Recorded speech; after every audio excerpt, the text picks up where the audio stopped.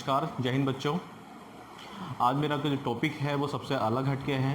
ये अभी जो मैं पढ़ा रहा हूँ ये अभी ऐसा नहीं है कि टॉपिक बाई सब्जेक्ट है। सुबह से देख रहे हैं न्यूज़ पर कि कोरोना की वजह से जो है बहुत ज़्यादा देश को हानि हुई है और जान माल दोनों की हानि हो रही है।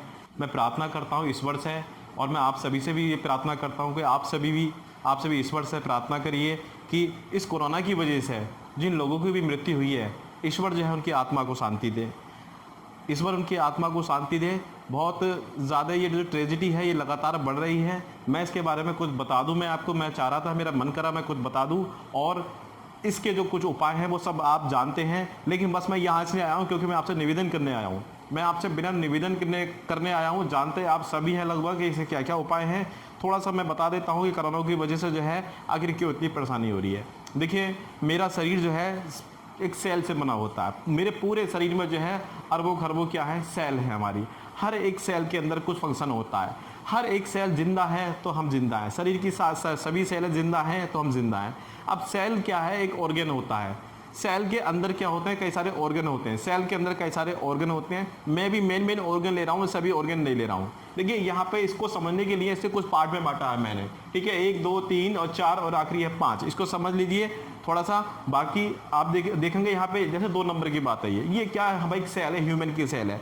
कोई भी ह्यूमन है उसकी ये सेल है। सेल के अंदर मैं अभी मोटी मोटी चीज ले रहा हूँ। ये एक न्यूक्लियस होता है, इसे केंद्रक बोलते हैं। इसके बाहर, इसके अंदर न्यूक्लियोप्लाज्मिक द्रव होता है। इसके बाहर जो होता है इसको हम बोलते हैं साइटोप्लाज्म बोलते हैं इसको हम।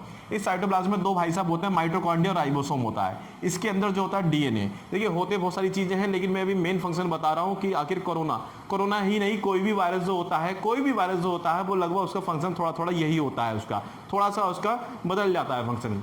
देखिए, पहली बात तो कोरोना एक वायरस है। वायरस और बैक्टीरिया में बहुत फर्क होता है। बैक्टीरिया जो होता है, ध्यान रखें, समझे, बैक्टीरिया जो होता है वो एक मेम्ब्रेन से छन के बाहर नहीं आ पाता है। मान लिया आप ऐसा मान के चलिए जैसे कि चाय की छलनी है। चाय की छलनी में यदि बैक्टीरिया है, ऐसा है नहीं, मैं आपको एक एग्जांपल बता रहा हूँ कि एक छलनी है, उसमें से आप बैक्टीरिया डालोगे तो बैक्टीरिया जो है छन के नीचे नहीं आ पाएगा, वो ऊपर ही रह जाएगा। क्यों? बैक्टीरिया का साइज जो होता है वो बड़ा होता है।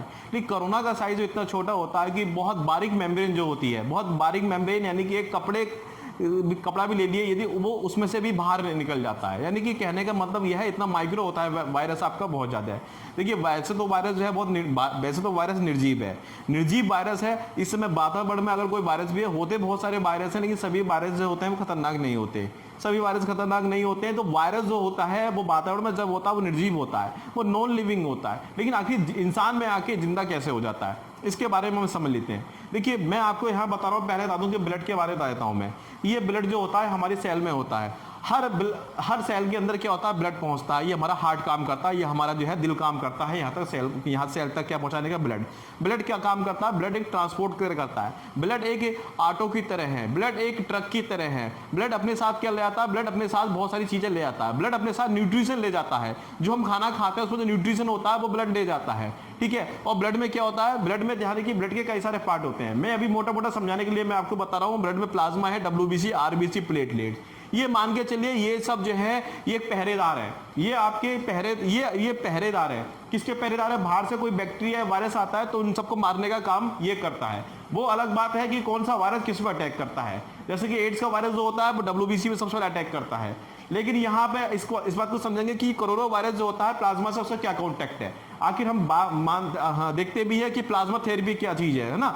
अब देखिए, मैं आपको बताऊं सबसे पहले कि हम जो भी मीठा खाते हैं, हाँ, पहली बात तो हमें जिंदा रहने के लिए आवश्यकता है कि इसकी एनर्जी की आवश्यकता है। और एनर्जी जो मिलती है वो हमें ग्लूकोज से मिलती है। एनर्जी हमें ग्लूकोज से मिलती है। ग्लूकोज सबसे ज्यादा कहाँ मिलता है? आलू में, चावल में, चीनी में, जो मीठे पदार्थ होते हैं उनसे हमें ग्लूकोज की मात्रा हमें अधिक मिलती है। यही ग्लूकोज जब हम खाते हैं तो कन्वर्ट होकर चेंज हो जाती है, किसमें? एनर्जी में चेंज हो जाती है। एनर्जी हमारी अब यहाँ पे मान लिया बन गई हमारी एनर्जी। अब देखिए, सबसे ज्यादा मैं आपको बताऊं कि हमारे पूरे ब्लड के अंदर 4 चीज है। तो पूरा ब्लड जो होता है सेल तक जाता है। सेल को जिंदा रहने के लिए एनर्जी की जरूरत होती है। लेकिन ये एनर्जी जो है, एनर्जी कौन ले जाता है? चारों में जो एनर्जी ले जाता है वो होता है प्लाज्मा ले जाता है। ये प्लाज्मा एनर्जी ले जाता है। इसीलिए कभी भी किसी को ब्लड शुगर की परेशानी हो जाती है तो उस ब्लड शुगर की मात्रा बढ़ी है या घटी है वो प्लाज्मा से ही चेक किया जाता है। प्लाज्मा में ही क्या होता है, शुगर की मात्रा ज्यादा होती है। ठीक है, तो यहां से हमें क्या मिलती है, हमें एनर्जी मिलती है, प्लाज्मा में एनर्जी होती है। ये प्लाज्मा जो है ये भी होते हैं, ये प्लाज्मा जो एनर्जी को ले जाता है कहां तक, सेल तक ले जाता है। अब सुनिए मेरी बात, मान लिया कोई वायरस है, वायरस हमारे अभी वायरस वातावरण में क्या है, नॉन लिविंग है, लेकिन जैसे ही हमारे शरीर में वायरस एंटर करता है, सबसे पहली बात तो देखिए एंटर करता है तो ये प्लाज्मा के कांटेक्ट में आता है, कहीं ना कहीं वो प्लाज्मा के कांटेक्ट में आने के बाद जो है इसमें क्या मिल जाती है, एनर्जी मिल जाती है, क्योंकि प्लाज्मा में क्या होता है, शुगर की मात्रा होती है, प्लाज्मा से क्या मिल जाती है, एनर्जी मिल जाती है। अब यहाँ पे दो घटनाएं होती है, प्लाज्मा के अंदर हमारा एंटीबॉडी भी बनती है, यहाँ पर एंटीबॉडी प्लाज्मा हमारा पूरा काम करता है, इस वायरस को मारने का काम करता है। अगर प्लाज्मा ने एंटीबॉडी निकाली और एंटीबॉडी निकालने के बाद उसने वायरस को मार दिया तो कोई बात नहीं, यानी कि आपका इम्यून सिस्टम स्ट्रांग हो चुका है, आपका इम्यून सिस्टम एक्टिव हो चुका है। अब कभी भी वायरस आएगा तो प्लाज्मा वही रोक लेगा कि भाई साहब तुम पहले आए थे, हमने तुमको मार के भगाया था, अब की बार हम तुमको ऐसा मार के भगाएंगे।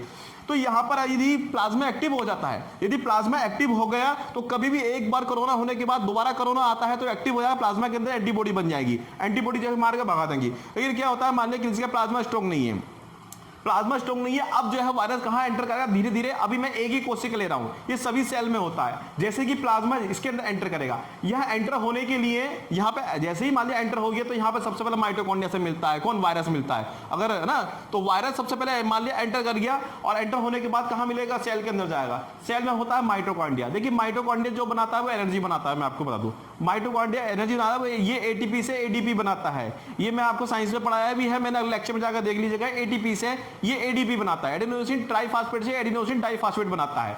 यहां पर अब जो है वायरस जो है रिक्वेस्ट करता है माइटोकॉन्ड्रिया से, मान ले एक वायरस आया, माइटोकॉन्ड्रिया से कहता है कि भाई साहब मैं अभी जिंदा रहना चाहता हूं, थोड़ा सा मैं आप एनर्जी दे दो, माइटोकॉन्ड्रिया एनर्जी बनाता है। यहाँ पर माइटोकॉन्ड्रिया सोचता है, मान लिया, देखिए ये मैं आपको कहानी के रूप में बता रहा हूं, समझे, इस तरीके से नहीं होता है, लेकिन हाँ एक तरीका यही है, जो कहानी के जो शब्द जो बता रहा हूं मैं आपको समझाने के लिए बता रहा हूं। यहाँ पे मैं तो यहाँ पे क्या होता है, यहाँ पर वायरस पहुंचता है, माइटोकॉन्ड्रिया से रिक्वेस्ट करता है, मान लिया यहाँ पे माइटोकॉन्ड्रिया सोचता है चलो जिंदा एक ही तो वायरस है, कोई बात नहीं, देते हैं थोड़ी सी एनर्जी, हमारे पास वैसे बहुत सारी एनर्जी बची है। यहाँ पर वायरस को क्या मिल जाती है, एनर्जी मिल जाती है। यहाँ पे अभी जाने अनजाने में माइटोकॉन्ड्रिया सोचता है कमजोर है बेचारा, वायरस को दे दो, कोई बात नहीं, अकेला ही कर पाएगा।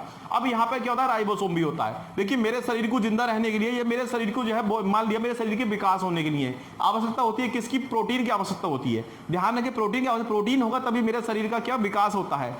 जितने भी जिम लोग करते हैं, बॉडी बिल्डिंग होते हैं, वो प्रोटीन की मात्रा ज्यादा उनको मिलनी चाहिए, ठीक है। अब यहाँ पे प्रोटीन का जो निर्माण करता है वो करता है कौन, राइबोसोम करता है। राइबोसोम को इसलिए प्रोटीन की फैक्ट्री बोलते हैं। ऊपर माइटोकॉन्ड्रिया बताया था मैंने, इसको हम क्या, ऊर्जा का घर बोलते हैं। ये राइबोसोम, ये प्रोटीन की फैक्ट्री, प्रोटीन बनाता है। अब एनर्जी मिल गई, इसको जिंदा हो गया, यहाँ पे कौन, यहाँ पे वायरस जिंदा हो गया। वायरस जिंदा होने के बाद सोचता है मैं अपना विकास करूं यहाँ पे। अब राइबोसोम से रिक्वेस्ट करता है कि भाई साहब मैं आया, थोड़ा सा प्रोटीन दे दो, थोड़ा सा मैं अभी कमजोर हूं, मैं थोड़ा सा मैं हष्टपुष्ट हो जाऊंगा। राइबोसोम कहता है चलो कोई बात नहीं, अभी अकेला ही तो है, दे दो यहाँ पे। तो राइबोसोम भी क्या देता है, उसको एनर्जी देता है, एनर्जी मतलब प्रोटीन देता है। अब प्रोटीन वो हष्टपुष्ट हो गया, अब प्रोटीन हष्टपुष्ट हो गया, अब वो एंटर करता है कहाँ, इसके अंदर, न्यूक्लियस के अंदर। न्यूक्लियस के अंदर जितने भी पदार्थ होते हैं वो जेनेटिक मटेरियल होते हैं। जेनेटिक मटेरियल का मतलब होता है कि एक ऐसी प्रॉपर्टी जो माँ बाप के गुण से बच्चों में जाते हैं तो वास्तव में वो यहीं से जाते हैं। यहाँ पे बहुत सारी चीजें होती है, डीएनए, जीन, क्रोमोसोम, मैं भी डीएनए को ले रहा हूँ। एक बात बताना भूल गया कि शुरू में यहाँ पे जब कोरोना एंटर करा था, ये अभी इसके अंदर आरएनए था। इसके अंदर आरएनए जो होता है वो एक धागेनुमा संरचना होती है, इस तरीके से संरचना आरएनए होता है, ठीक है। आरएनए जो है जेनेटिक मटेरियल नहीं होता है। अभी समझ लीजिए आरएनए के अंदर वो प्रॉपर्टी नहीं होती है, आरएनए के अंदर वो प्रॉपर्टी नहीं होती है इसके अंदर, जिससे कि वो अपने जैसा कोई दूसरा वायरस बना ले। ऐसा कोरोना के अंदर जो आरएनए होता है, बल्कि आरएनए के अंदर जेनेटिक प्रॉपर्टी नहीं होती, इसलिए अभी कोरोना जो है अपने जैसा नहीं बना सकता। लेकिन जैसे माइटोकॉन्ड्रिया के अंदर गया, इसने इसको एनर्जी दे दी, इसने प्रोटीन दे दिया, अब जाएगा कहाँ, ये न्यूक्लियस के अंदर जाएगा, केंद्रक के अंदर जाएगा। अब यहाँ पे कहता है, डीएनए से कहता है भाई साहब मैं अकेला हूं और हम 102 होना चाहते हैं, मेरा मन लेके रहेगा यहाँ पे, तो प्लीज आप जो है एक काम करो, थोड़ा सा आप ये डीएनए दे दीजिए, आप मुझे, मैं अपने आरएनए के अंदर रख लूंगा, मैं अपने जैसा एक और बना लूंगा। डीएनए सोचता है चलो अकेला है, बेचारा है, कोई बात नहीं, इसको जो है क्या देते हैं हम इसको डीएनए दे देते हैं। मान लिया डीएनए ने जो है क्या, इस आरएनए को, जो कोरोना गया था, कोरोना के अंदर आरएनए था, इसको क्या दे दिया, डीएनए दे दिया। अब यहाँ पे है तो आरएनए, लेकिन उसकी प्रॉपर्टी कौन सी आ गई है, उसके अंदर प्रॉपर्टी आ गई है, उसके अंदर कौन सी, डीएनए की प्रॉपर्टी आ गई है। यानी कि अब जो आरएनए वायरस है वो अब बिहेव कैसे करेगा, वो डीएनए की तरह काम करेगा। और डीएनए क्या होता है, डीएनए जेनेटिक मटेरियल होता है। अब यहाँ पे आरएनए जो है वो सोचेगा चलो ठीक है, बहुत बढ़िया, अब तो मुझे डीएनए मिल गया, अब मैं अपने जैसा एक और बनाऊंगा। अब यहाँ पे ये जो कोरोना वायरस जो आरएनए है, कोरोना वायरस जो आरएनए है, ये इस माइटोकॉन्ड्रिया से एनर्जी लेकर, राइबोसोम से प्रोटीन लेकर और इसे थोड़ा सा डीएनए लेके ये काम करेगा, बिहेव करेगा एज ए डीएनए वायरस की, एज ए डीएनए काम करेगा। है ये आरएनए वायरस ही, लेकिन इसमें प्रॉपर्टी आ गई है। अब यहाँ पे 2 के 4, 4 के 8, 8 के 16, 16 के 32, 32 के 64, ऐसे ऐसे क्या हो जाएगा, डिवीजन होते रहेगा। यानी कि यहाँ पे कोरोना वायरस जो है वो अपने आप को क्या है, डिवाइडेड करते रहेगा और संख्या बढ़ती रहेगी। तो किसका प्रयोग कर रहा है? खुद के हमारे डीएनए का यूज कर रहा है, वो हमारे खुद का डीएनए का यूज कर रहा है। लेकिन है ये कोरोना आरएनए वायरस, अभी भी आरएनए है, लेकिन इसके अंदर प्रॉपर्टी कैसी आ गई है? डीएनए वाली प्रॉपर्टी आ गई है। अब डीएनए वाली प्रॉपर्टी आने की वजह से इसके अंदर क्या हो रहा है, इसमें विभाजन हो रहा है। अब वहां वायरस की संख्या लगातार बढ़ रही है। यहाँ पे वायरस की संख्या लगातार बढ़ने के कारण से यहाँ पे अब एक समय देखिए, एक आप खुद देखिए, यदि आपके घर में मान लिया कोई एक चोर आ जाए, मान लिया, तो आप उसको क्या है, उसको दबा दोगे आप। लेकिन चोर को आपने क्या, थोड़ा घर में खाना पानी दे दिया, सोचा कि चलो मानव है, कोई बात नहीं, इंसान है, ऐसे ऐसे 4-5 लोग और आ जाए, चोर आ जाए, मान लिया डकैत आ जाए, उनकी संख्या बढ़ती रहे, एक दिन वो ही आपको क्या, कब्जा कर लेंगे आपके घर पे। सेम यही होता है यहाँ पे। जो कोरोना आरएनए वायरस है वो डीएनए का प्रयोग करके 2 की 4, 4 की 8 ऐसे ऐसे कहते हैं मल्टीपल होते रहते हैं। एक समय ऐसा आता है इनकी संख्या इतनी ज्यादा हो जाती है कि पूरे सेल पे कब्जा कर लेते हैं। फिर ये कहते हैं तुम कौन डीएनए भागो यहाँ से, तुम कौन राइबोसोम भागो यहाँ से। मतलब कहने का मतलब यह है, अब ये जो है इन पर कब्जा कर लेता है। इनको भगाता भी नहीं है, बल्कि इनका उपयोग करता है कि तुम्हें अगर हमारे यहाँ रहना है तो हमारे अनुसार काम करना पड़ेगा। अब यहाँ पे क्या होता है, यहाँ पे क्या होता है, डीएनए, यहाँ पे क्या होता है, वायरस जो होता है वो किस पर कंट्रोल कर लेता है? पूरा कंट्रोल कर लेता है। किस पर? पूरा कंट्रोल कर लेता है सेल पर, ह्यूमन की सेल पर कंट्रोल कर लिया। अब मेरी बात सुनिए, ये ऐसा शरीर के, ये ऐसा जो है बॉडी की सभी सेल पे होता है। लेकिन सबसे बड़ी बात ये है कि ये जो अटैक करता है कोरोना वायरस, अटैक तो पूरी बॉडी पे करता है, लेकिन इफेक्ट करता है सबसे ज्यादा वो हमारे करता है कहां पर? सांस नली पे करता है। देखिए सांस नली के बारे में थोड़ा सा यहाँ पर समझ लेते हैं। ये हमारे फेफड़े हैं, लंग्स है, ये हमारे फेफड़े हैं। फेफड़े में बात सुनिए, ये होती है ट्रैकिया। हालांकि इसके पास में एक नली और होती है जिसे बोलते हैं कि हम खाद्य नलिका बोलते हैं, ईसोफेगस बोलते हैं। हम इसे ट्रैकिया की बात करेंगे। जैसे ही मुंह के द्वारा यहाँ पर वायरस आएगा, अब देखिए वायरस जो आता है, मैं आपको बताऊं कि यहां से क्या होता है, देखिए यहाँ पर ये जो होते हैं एल्बुलाई होते हैं हमारे, क्या होते हैं, सॉरी गलती हो गई, ये हमारे यहाँ पे लगता है एल्बुलाई होते हैं।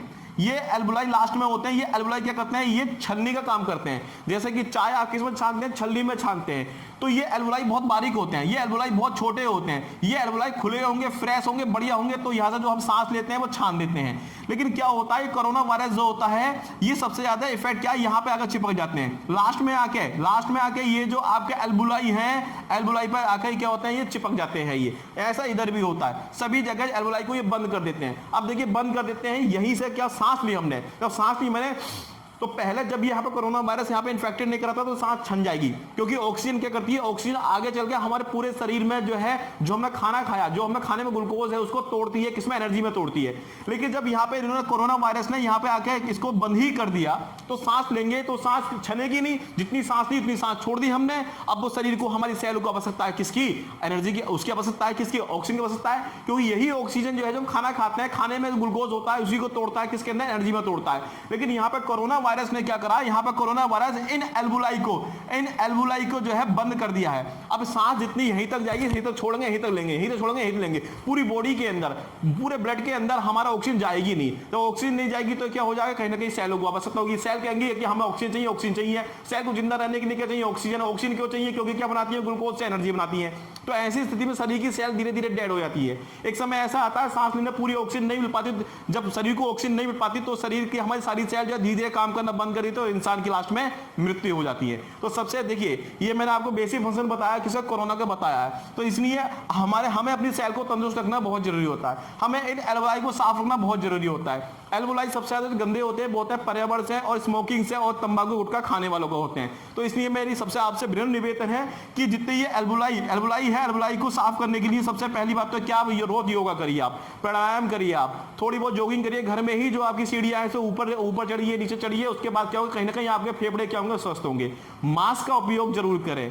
ये एक अलग मुद्दा है कि कोरोना किस पार्टी के, किस राजनीतिक पार्टी काल में आया है, लेकिन जान आपकी है, सुरक्षित आपको अपने आप रखना है, क्योंकि आप सुरक्षित तभी आपके परिवार के अन्य सदस्य सुरक्षित रहेंगे। इसलिए मेरी आपसे विनम्र निवेदन है कि कम से कम 20-25 दिन तक, जब तक कि सभी को वैक्सीन लग जाती है, जब तक कि अन्य दवाइयों की जो प्रोडक्टिविटी है वो बढ़ नहीं जाती है, 20-25 दिन तक अपने आप को आप घर में रखिए। और देखिए कुछ मेडिसिन है, वो जनरल मेडिसिन है, आप चाहे तो ले सकते हैं। मार्केट में एक मेडिसिन मिलती है, डोलो मिलती है। ये यूज कब करनी है? यूज करनी है आपको जब आपको बुखार आ जाए। ये पैरासीटामोल इतना साल्ट होता है बेसिकली, ठीक है। ये आप कोई सी पैरासीटामोल ले सकते हैं, जब बुखार आए तो ले सकते हैं। ये पैरासीटामोल आपके जनरल बुखार आएगा तब भी काम करेगा, कोरोना की वजह से बुखार आया तब भी काम करेगा। इसके साथ साथ एक लिमची नाम की मेडिसिन आती है, ये विटामिन सी की टैबलेट होती है। लिमची ना हो तो कम से कम आप रोज नींबू का पानी पीजिए, या संतरा पीजिए, या माल्टा है, ऐसा जरूर पीजिए। विटामिन सी की मात्रा आपके शरीर में पूरी भरपूर होनी चाहिए, क्योंकि ये आपकी इम्यूनिटी बढ़ाता है विटामिन सी, ध्यान रखिए। और आपको मल्टीविटामिन जरूर लेना है। मल्टीविटामिन के अंदर खास तौर से वो विटामिन जिसमें विटामिन D3 हो,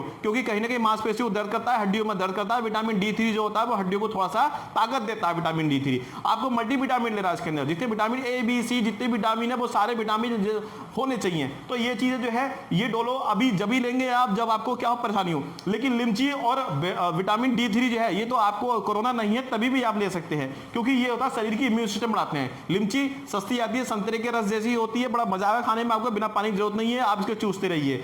विटामिन डी होता है ये आप खाइए, या वैसे आपको आम आदमी को एक हफ्ता में एक बार खा लेनी चाहिए, लेकिन इस समय जरूरत है तो आप रोज रात को खा सकते हैं। ज्यादा खाने की जरूरत नहीं है, एक टैबलेट खाने की जरूरत है। ज्यादा खाओगे तो यूरिन के जरिए बाहर आ जाता है। विटामिन जो होता है हमारा शरीर उतना ही एब्जॉर्ब करता है जितनी आवश्यकता होती है। ज्यादा खा लोगे, एक्सेस मात्रा में खा लोगे, वो टॉयलेट के जरिए यूरिन के जरिए बाहर आ जाता है। इसलिए विटामिन हमें लिमिट में खानी चाहिए। तो हमारा ये हो गया। तो यहाँ प्लाज्मा बता रहा हूँ, मैं फिर बता रहा हूँ, प्लाज्मा में ग्लूकोज से बनती है एनर्जी, और यही एनर्जी कौन यूज करता है? आपका कोरोना वायरस अपने आप को जिंदा रहने के लिए यूज करता है। लेकिन प्लाज्मा के अंदर क्या होता है? एंटीबॉडी बनते हैं। हालांकि एंटीबॉडी हमारे WBC बनते हैं, ध्यान रखेंगे। एड्स का वायरस जो होता है वो WBC अटैक करता है, लेकिन ये कोरोना वायरस जो है वो कहाँ, वो प्लाज्मा से होता है, प्लाज्मा से एनर्जी लेता है। और बाकी एनर्जी कहां लेता है? तो ब्लड सेल के अंदर जाता है। सेल के अंदर जो है माइटोकॉन्ड्रिया को थोड़ा सा धोखा देता है, राइबोसोम को धोखा देता है, फिर डीएनए से थोड़ा सा ये अपनी मासूमियत दिखाता है, डीएनए को थोड़ा डीएनए देता है, और यही आरएनए वायरस अब काम करता है कैसे? एज ए जेनेटिक मटेरियल की भांति कार्य करता है। तो मेरी आपसे बस यही है, तो समझाना, थोड़ा सा मैंने समझाया। बाकी तो मेरा मकसद यही था कि मैं और आप सभी, मेरी प्रार्थना है मैं और आप सभी, उन सभी लोगों के लिए ईश्वर से, परमात्मा से हम विनती करें कि उनकी आत्मा को जो है शांति मिले, जो इस महामारी में जिनकी मृत्यु हो गई है। मेरा यही मकसद था मेरा, इसको मैंने समझा दिया है थोड़ा सा। और आज मैं ज़्यादा नहीं बोलूँगा, बस यही है, आप अपने आप को सुरक्षित रखिए। सबसे पहली बात जरूरी है, क्योंकि आप सुरक्षित है तभी आपके घर वाले आपके सुरक्षित है। सभी को थोड़ा सा ध्यान रखिए। दिन में आप काढ़ा पीजिए, 2 बार काढ़ा बना के पीजिए, गाइडलाइन जो भी है उसको पढ़ लीजिए। बस यही है। आज मैं ज़्यादा नहीं बोल पाऊँगा। धन्यवाद, नमस्कार।